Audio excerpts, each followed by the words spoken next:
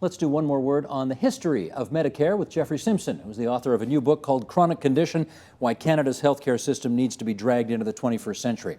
And just before we do this, let's set this up by doing some of the red letter dates in history. So control room, if you please. January 1st, 1949, Premier Tommy Douglas makes Saskatchewan the first jurisdiction in North America to introduce complete public coverage for all hospital services. 1962, Saskatchewan implements full-blown Medicare. 1964, Justice Emmett Hall's Royal Commission on Healthcare recommends a national Medicare program. December 8, 1966, Parliament votes for it, 177-2, passing the Medical Care Insurance Act. And April 1st, 1984, Parliament passes the Canada Health Act, outlining Medicare's 5 principles, which are public administration, comprehensiveness, universality, portability, and accessibility. Those are the bare bones Coles Notes, I guess, of how we get to Medicare today. So let's go back. Canada got a Royal Commission on Medicare, appointed by Prime Minister John Diefenbaker, as we suggested, in 1964. How did that come about?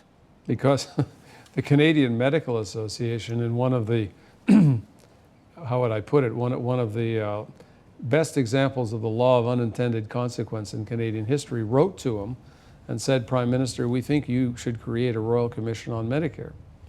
Not on Medicare, but on health care. And they assumed, Diefenbaker being a conservative, that a Royal Commission would see things their way, the doctor's way, i.e. they would not want Medicare as it had been introduced in Saskatchewan, and that they would opt for some variation of what existed elsewhere in the country, which was a blended system, a public system for poor folks, and then private insurance or doctors' insurance schemes. And they were quite confident that they had the upper hand.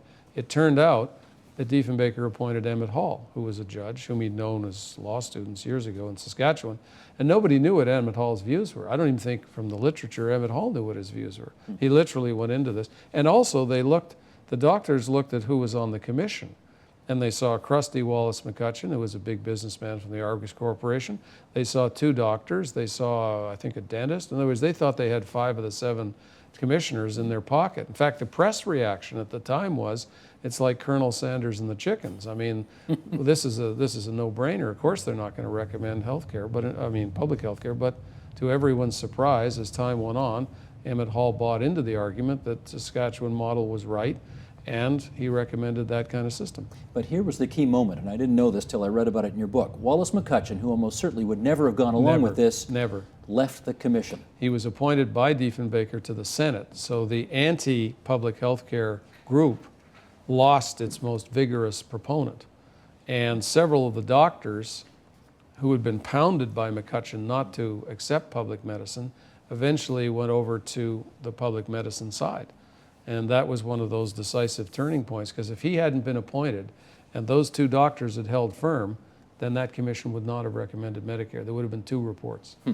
Let's go back even further. I've heard it reported that Tommy Douglas, as a child, got some very awful disease. Yes, he did. And as a result of that, and having to kind of, beg for medical coverage because he was from a poor family, that personal experience stayed with him, and in some respects you can draw a straight line between that childhood injury and Medicare. Well, he referred to it quite often. He had an ailment that has a long name, but it was going to leave osteomyelitis or something like that. It was going to leave him essentially very severely handicapped, and possibly the leg would have had to have been amputated.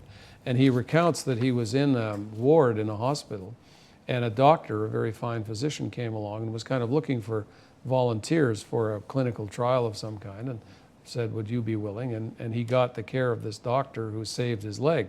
And he later would say, I was lucky. If I hadn't had this particular fortuitous circumstance, I would have been on the public ward and I probably would have lost my leg. So I was grateful. But there were other factors. I mean, he grew up in a family that was quite attracted in Glasgow to working class conditions.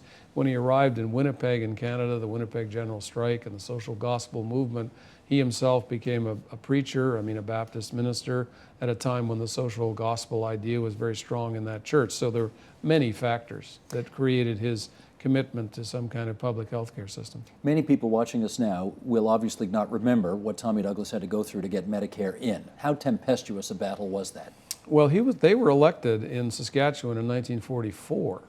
and Medicare only came in 1962. So although the party was willing, the finances weren't. Saskatchewan was a very poor province for a long time.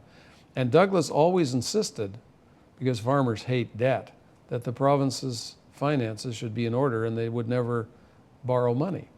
They only ran a deficit, I think, once in all those years. So they couldn't introduce full-scale Medicare because they didn't have the money. So they did what you said, was introduced hospitals, because everybody wanted hospitals in those days. So all kinds of small hospitals were built around Saskatchewan. And then they decided in 1962 that they were going to introduce full-scale health care with public coverage for all doctor services. That was responded to by the physicians in a furious way, and they went on strike. As we know, the famous doctors' strike that lasted a long time. Extremely emotional moment, the most emotional moment in the history of Medicare. And finally, the doctors backed down. And the deal that was struck at that time remains at the heart of today, the deal today, which is the state will run the system, the state will pay, and physicians will retain their autonomy to practice medicine as they see fit as professionals, and they will be paid for each fee that they render, each service that they render to the government on a negotiated fee schedule. So the doctors got to keep their professional autonomy, because their nightmare, maybe exaggerated, was that they were going to become salaried civil servants of the government who would tell them how to practice medicine. And the government got what it wanted, which was a scheme that was publicly financed and publicly administered. And you mentioned the word scheme there. John Robarts, who was the Premier of Ontario at the time, called Medicare a Machiavellian scheme that is one of the greatest political frauds perpetrated on the people of this country. What was his concern?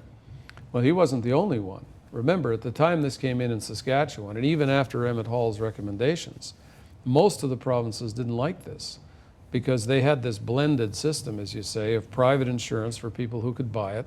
The doctors themselves weren't dumb. They went out and created their own insurance scheme, so you could buy doctor's insurance, okay? And then the medical profession always wanted public health care for poor folks, because they used to complain, going back to the Depression, that poor people couldn't pay them for their services. So they were quite happy that the government have a scheme for poor folks. So Robarts and many others said, look, this scheme is covering not all, but a majority of the population, and it's better than, quote unquote, socialized medicine, where the government will make all the decisions. Medicare has always had a high degree of ideology attached to it. The critics were more free-oriented, free market-oriented. They were very close to the doctors, who, as I say, feared becoming civil servants, glorified civil servants. And then the union movement and certain religious groups and the CCF and farm groups, they were very strong for total public coverage. I think Robarts was also concerned about the math.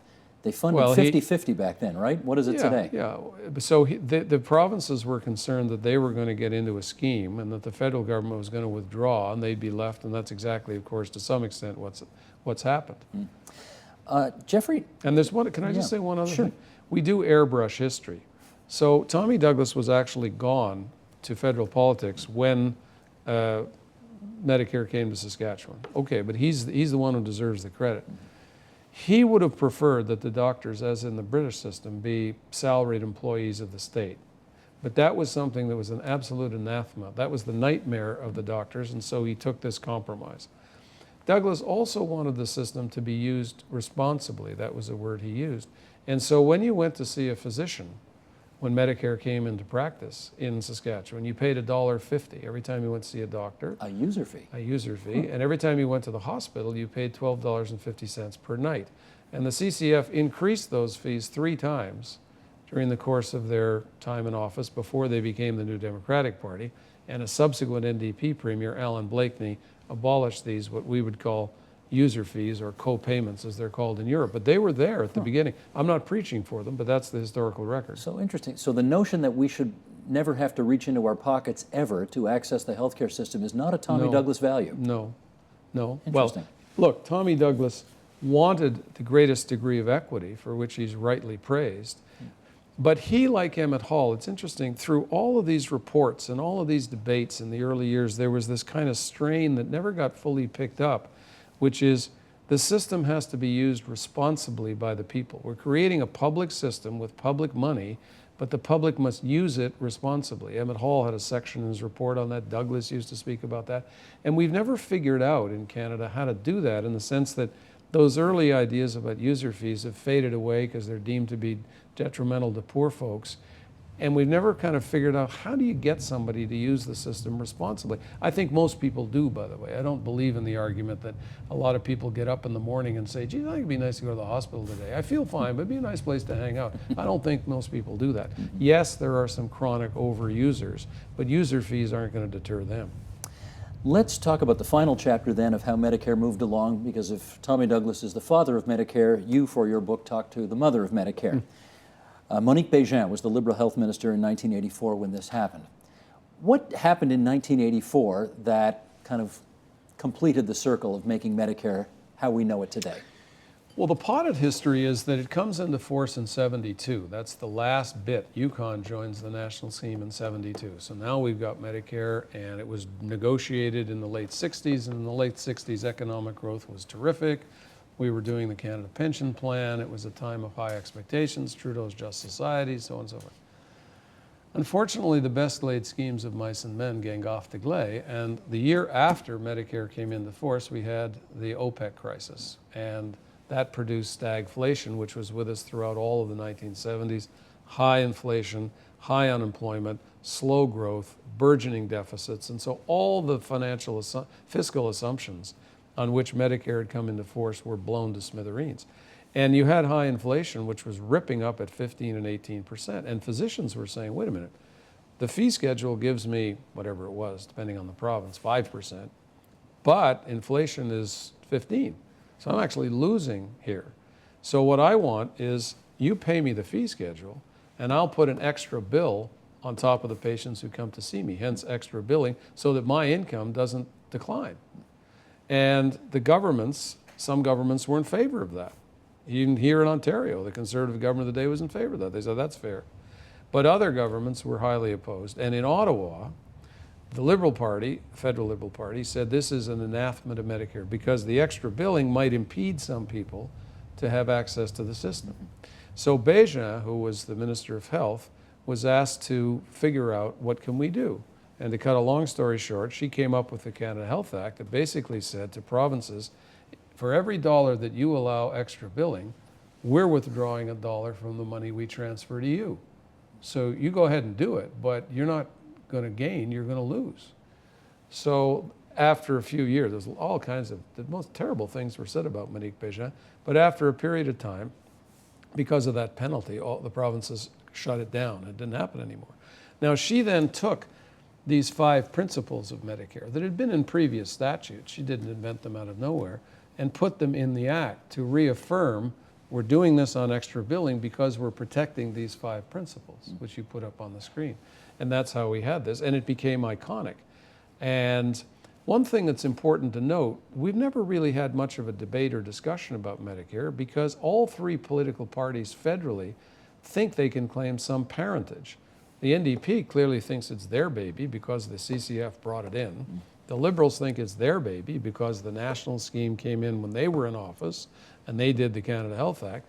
And even the Conservatives say, well, it was Diefenbaker who appointed Emmett Hall, and so we actually were present at the creation too. So each of these major debates in Parliament weren't really debates because they were overwhelmingly supported by all 3 political parties. And that's why today, among many reasons, you have no debate on Medicare at the federal level, and you have only a kind of, how would I put it, sort of marginal debate provincially, because most election campaigns that you and I have seen in Ontario and elsewhere, one party promises to spend more than the other on health care and claims that the previous one has been penurious and mean-spirited and throwing cancer patients out on the streets or whatever.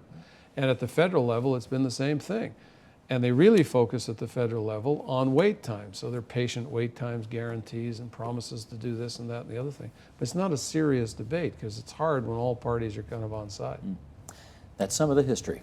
In Chronic Condition, Why Canada's Healthcare System Needs to be Dragged into the 21st Century, Jeffrey Simpson. Thanks so much. Steve. Thank you. Support Ontario's public television. Donate at tvo.org.